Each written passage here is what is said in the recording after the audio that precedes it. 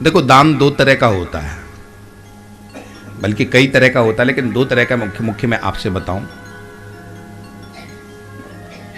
एक मन से और एक बेमन से। अधिकतर लोग बेमन से मत दान देते हैं। कोई मांगने आ गया या किसी प्रभाव में देना पड़ा तो दे दिया गया। मन से कितने लोग दान देते हैं, और देते भी हैं तो कितना देते हैं। किसी ने बहुत अच्छा लिखा है, भगवान के मंदिर से भगवान के सामने जाते हो तो करोड़ों करोड़ों अरबों मांगते हो, और जब दान पेटी में देने की बात आती है तो सबसे छोटा सिक्का ढूंढते हो। जिस परमात्मा से आप अरबों खरबों मांगते हो, करोड़ों मांगते हो, उसी परमात्मा को जब देने की बारी आती है तो क्या करते हो, सबसे छोटा। और एक तो हद ही हो गई। एक बहुत कंजूस आदमी थे, किसी के कहने से या दबाव से वो भगवान को चढ़ाने के लिए गए, तो भगवान के मंदिर में बहुत लंबी लाइन लगी थी, गर्मी का वो समय था, हाथ में सिक्का लिए वहाँ तक पहुँचे। जब वहाँ तक उनका नंबर आया, डालने वाले थे दान पेटी में, खोला तो देखा हाथ में पसीना आ गया। अरे ये पसीना नहीं लगता, ये सिक्का रो रहा है, मैं इससे छोड़ के जाना नहीं चाहता है। जेब में फिर डाल लिया।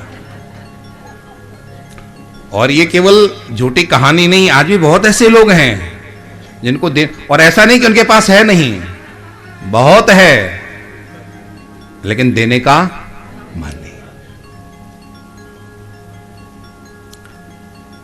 तो ये एक वास्तव में धर्म मार्ग पर चलने वाली व्यक्ति की पहचान है कि जो धर्म मार्ग पर चलता है वो फिर दिखावा नहीं करता है।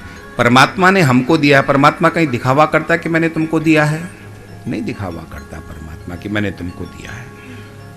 और परमात्मा दिखावा करने लग जाए कि मैंने तुम्हें दिया, मैंने तुम्हें दिया, तो बहुत मुश्किल पड़ जाएगी हमें, नहीं पड़ जाएगी।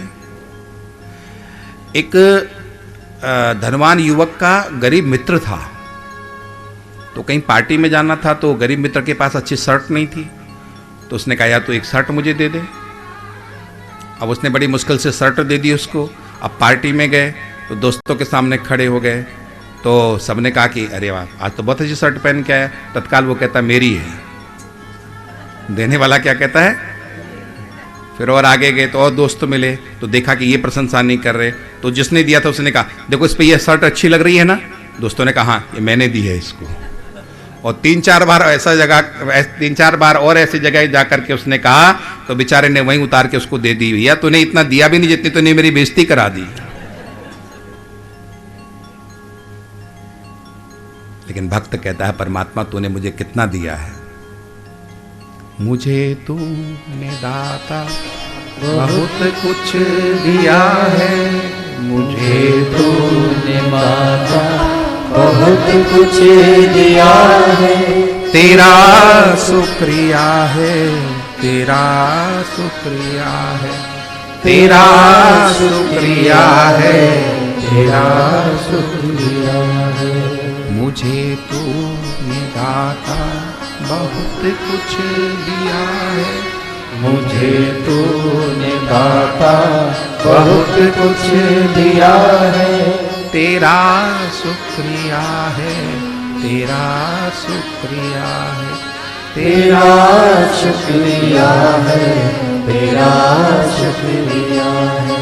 न मिलती मुझे दी हुई दात तेरी, न मिलती मुझे दी हुई दात तेरी, तो क्या थी जमाने में औकात मेरी, तो क्या थी जमाने में औकात मेरी, क्या थी जमाने में औकात मेरी, तो क्या थी जमाने में औकात मेरी। तेरा ही दिया हमने खाया पिया है, तेरा ही दिया हमने खाया पिया है। तेरा शुक्रिया है, तेरा शुक्रिया, तेरा शुक्रिया है, तेरा शुक्रिया है। तेरा शुक्रिया है, तेरा शुक्रिया, तेरा शुक्रिया है, तेरा शुक्रिया है। तो रघु इसी सूर्यवंश में रघु, और यहाँ से फिर रघुवंश का प्रारंभ हुआ है। क्यों? वो दान करते थे। हमारे यहाँ दान के लिए बहुत कहा गया है। और एक बड़ी विशेष बात ये है कि जितने भी पंथ हैं, चाहे वो मुस्लिम हो, चाहे ईसाई हो, चाहे वो बौद्ध हो, चाहे जैन हो, कोई भी हो, उपासना पद्धति अलग अलग हो, इष्ट अलग अलग हो, और बातें सब अलग अलग हो सकती हो, लेकिन सभी धर्मों में आप देखना दान के लिए सब में वर्णन किया गया कि दान करना चाहिए। क्योंकि एक गृहस्थ बहुत ज़्यादा कुछ कर नहीं सकता है। मैं समझ सकता हूँ कि बहुत ज़्यादा एक गृहस्थ कर नहीं सकता है, लेकिन एक काम जरूर कर सकता है कि परमात्मा ने धन दिया तो उसको दान जरूर और करना चाहिए। आप यदि दान नहीं करते हो तो ध्यान रखना, जो आपके घर में धन आता है उसकी शुद्धि यदि नहीं होती है तो वो घर में कुबुद्धि लाता है। हमारे यहां संतों ने कहा था, समझदार व्यक्ति कौन है?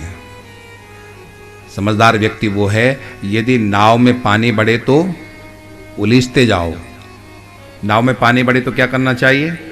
उलीझते जाओ। और घर में दाम बढ़े तो भी, नाव में पानी और घर में दाम, नाव में पानी बढ़े तो थोड़ा बाहर उलीझते जाओ, नहीं उलीझे तो नाव क्या हो जाएगी? और घर में थोड़ा दाम बढ़े तो थोड़ा दान करते जाओ, और नहीं करोगे तो फिर आगे आने वाली संतति वो हाल कर देगी कि तुम फिर बैठे बैठे रोगे। तो इससे अच्छा तो मैं दान ही कर देता हूं।